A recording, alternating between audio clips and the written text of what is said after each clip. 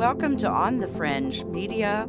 I'm your host, Angela Thomas, and today we have the world-famous Dr. Vernon Neppe. Dr. Neppe is the director of the Pacific Neuro Psychiatric Institute in Seattle, Washington, and he is also the recipient of the coveted 2016 Whiting Memorial Award. Welcome to the show, Dr. Neppe. Thank you so much, Angela. It's always a pleasure talking to you. Always a pleasure speaking with you.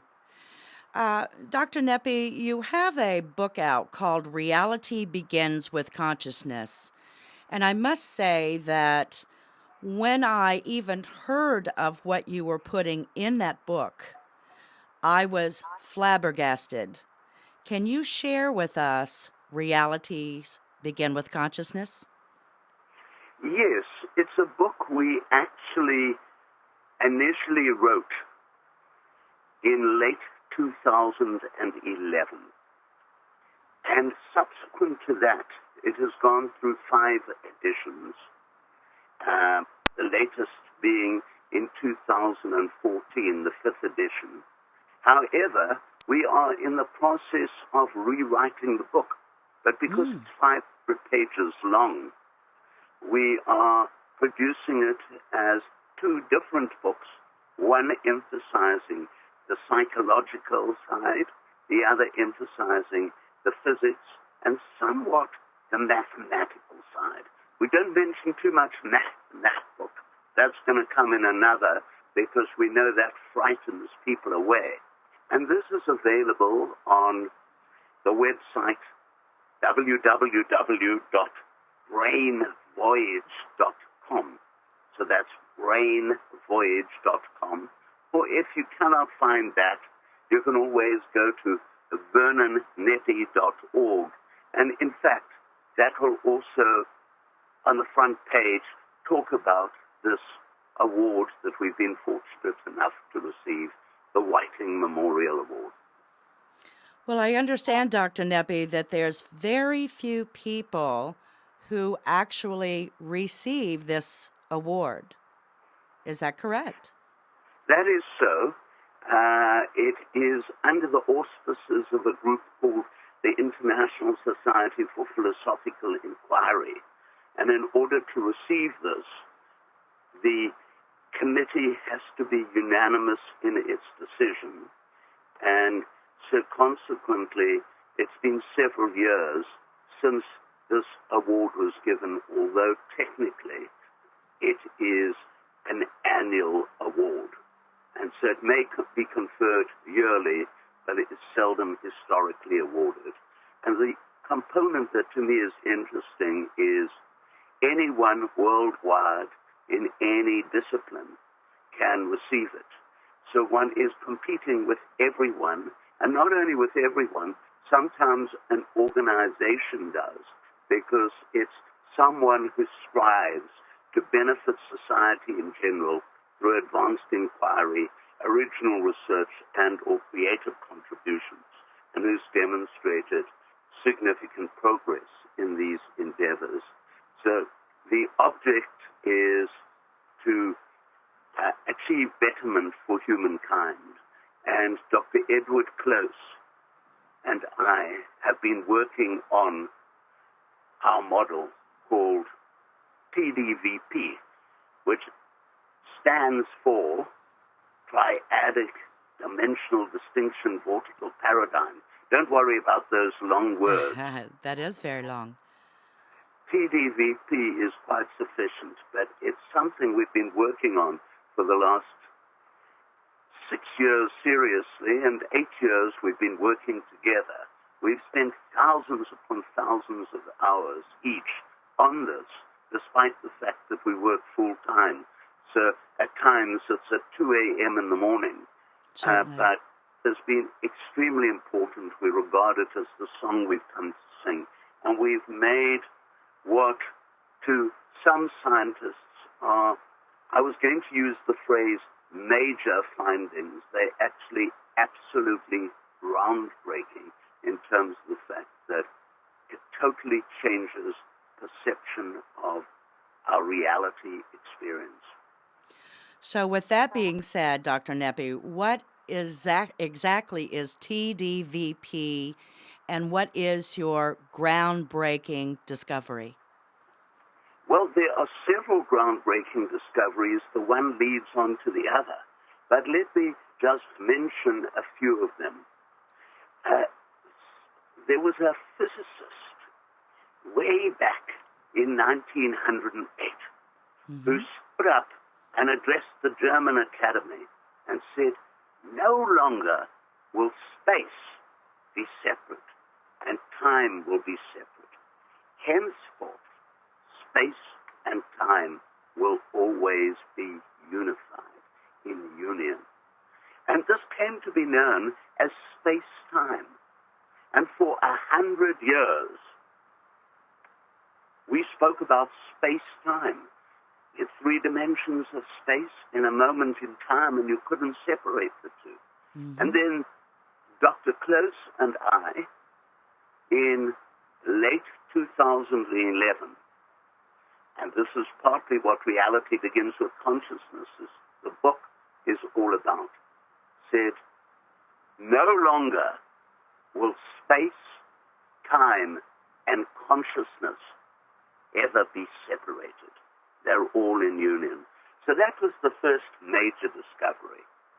And from this led to all sorts of others.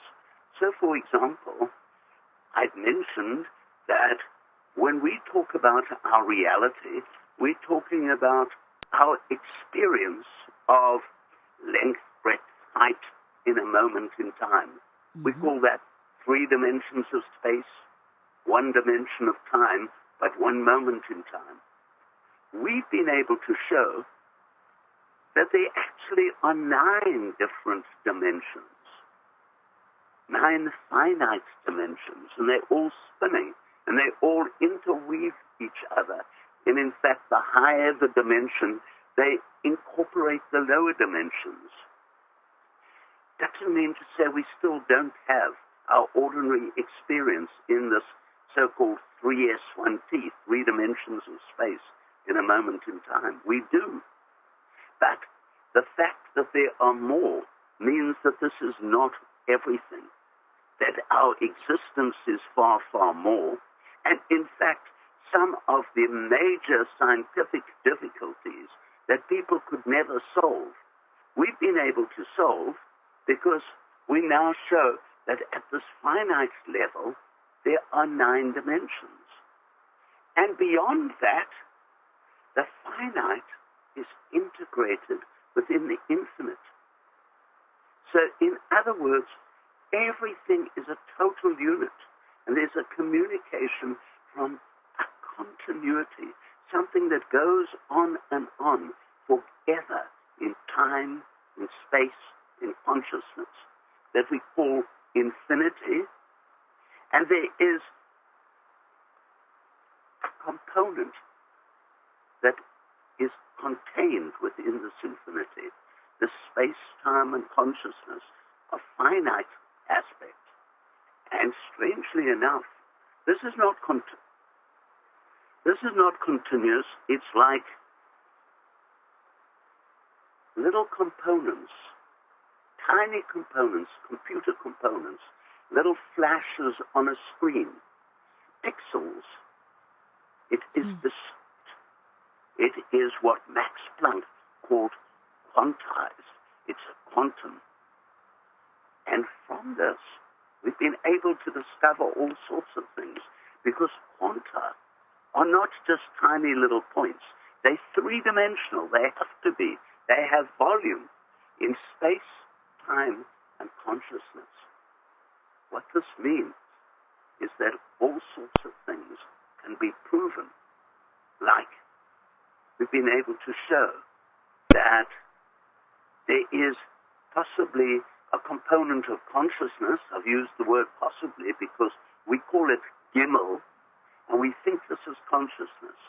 Even in dark matter and dark energy, at the cosmological level, we've been able to show that even things like electrons, protons, neutrons, and even the particles within there contain this Gimel consciousness. Everything is in union. So it's not only in union with space-time and consciousness, it's in union with mass, energy, and consciousness. So with that being said, Dr. Neppe, are you saying that consciousness is in everything? We believe, or we think, that consciousness is in everything, which is an amazing thought. You know, it's not only us humans that are conscious, it's not only us humans that are conscious inside the brain.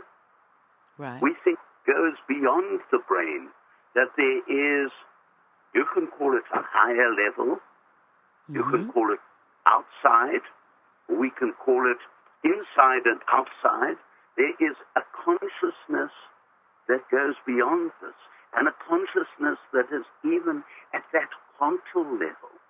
And that consciousness at the quantal level likely is the same consciousness that is this whole source of information from everything. Okay, so you've said something very big there, because as a non-scientist, when you are saying this, one of the first things I think about is God. Yeah, it always raises up issues, and in fact, we're trying to translate our scientific book, which I think still is eminently worth reading for people who are educated and interested in broadening their environment. Reality Begins with Consciousness would translate into, if you want, an undergraduate or possibly postgraduate degree involving all these different areas.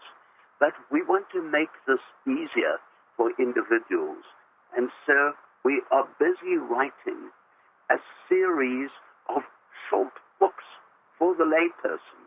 And in fact, you brought up the idea of God. Yes. One of the books is called The God Matrix, which incidentally, that just is interesting that GM for God Matrix also is GM for Gimel. So you're quite right. Another book is on consciousness. The other book is on solved solutions. Right. And I love hearing that. these 3 little books that we hope to have out, maybe on Amazon, by the end of the year.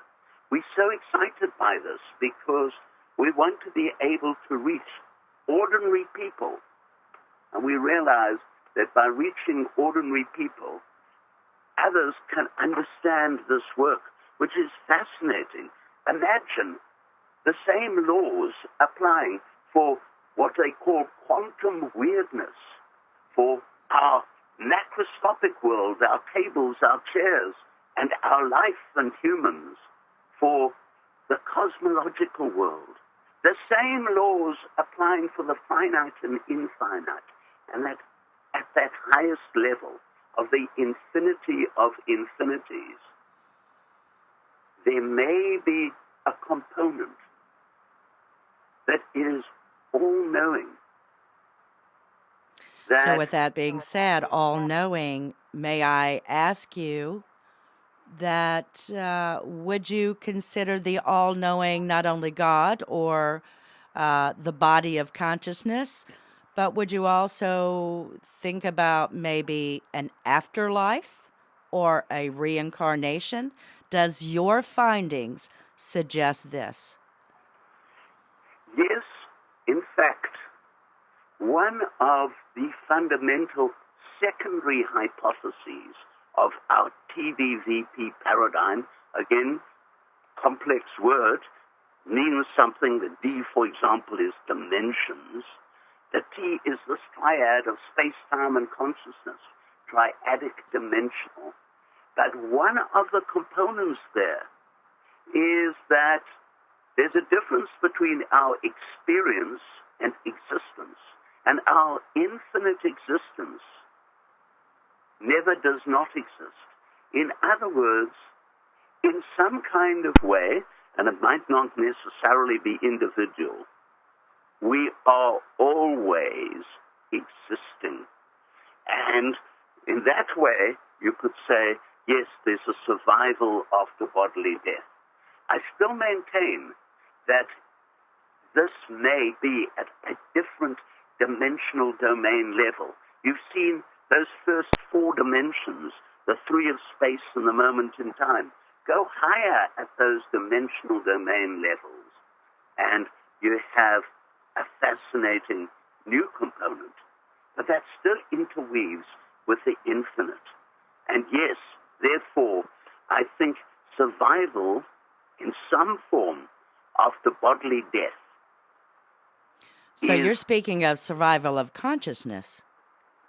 Yeah, it's a survival of, well, it's a consciousness, but embedded within that consciousness is every other component at that higher level. In other words, it's still contained in the space-time consciousness component. And there's still, and this is the most bizarre, difficult thing, at that consciousness level, it expresses itself differently, maybe in terms of mass energy. You could argue it's pure consciousness, and it might be, but if you want, in an energetic kind of way. Mm-hmm. So yes, consciousness and survival of something after bodily death, maybe before birth, it extends forever. And not only that, there is order in our reality. You know, it's wonderful. Physicists talk about entropy, which is a tendency towards disorder. Well, I don't know about you, Angela, but I do actually, knowing you, and I do know about myself and all other human beings, we're very ordered.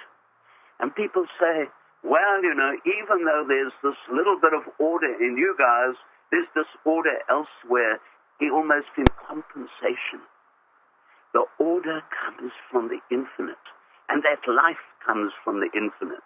And our idea is that life not only never ends, that it's not a question of, well, at what point did conception occur? Right. It always exists. So this is the whole role of the infinite. Consciousness is a complex term, very complex. And people use the term as if it's a single term. Right. And it is not a single term. You've already seen that there is an extent of consciousness linked up with space and time. You've already seen there is a container, content of consciousness, like a receptacle of consciousness, linked up with mass and energy, and we think that container, we're calling Gimel, in case people say, well, what do you mean by this being consciousness?